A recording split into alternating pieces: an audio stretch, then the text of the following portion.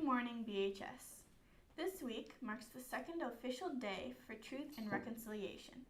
Every day at the beginning of Period 2 this week, we will be making announcements that strive to bring you a little more information about the residential school system that impacts the Canadians and how we aim to reconcile the harm done to First Nations, Métis, and Inuit.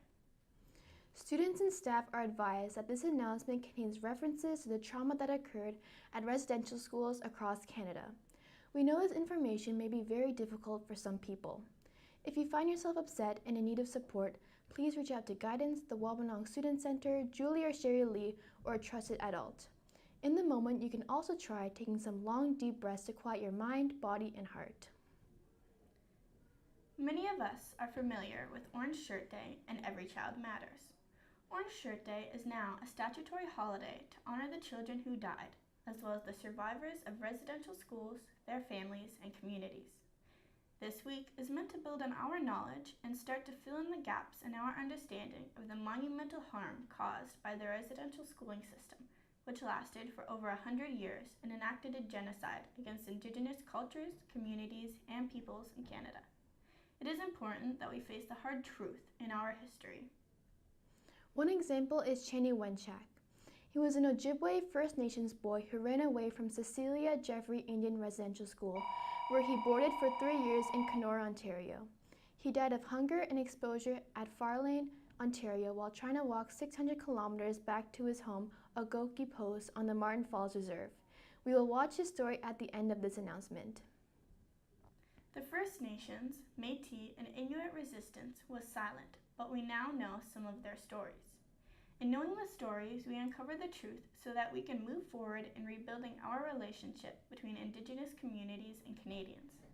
In addition to the lasting consequences for the children themselves, we must also understand the deep pain caused when children were taken from their families and understand the deep pain for communities that were left without their children.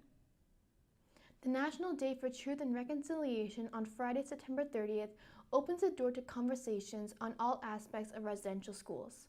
This is a day, a week, and a month to show survivors that they matter, and so do all those that have been affected. Learning matters, belonging matters, relationship matters, and of course, every child matters, now and always. Please remember to wear your orange shirt this Friday to show your support. Miigwech for listening. There will now be a short video.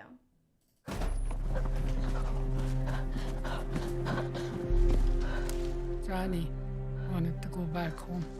It was 1,000 kilometers away. They forced him to go to the Indian residential school. More than 150,000 of us children had to go. They wanted to change us. Our Father in heaven, hallowed be your name. Hallowed be your name. Thy kingdom come, Thy kingdom come, thy will be done. thy will be done. Kill the Indian and the child. It's been called cultural genocide. I survived residential school. My brother Johnny did not. Chaney Wenchak was one of thousands of children who died due to Canada's residential school system. More than 80,000 survivors and their families still live with its legacy today.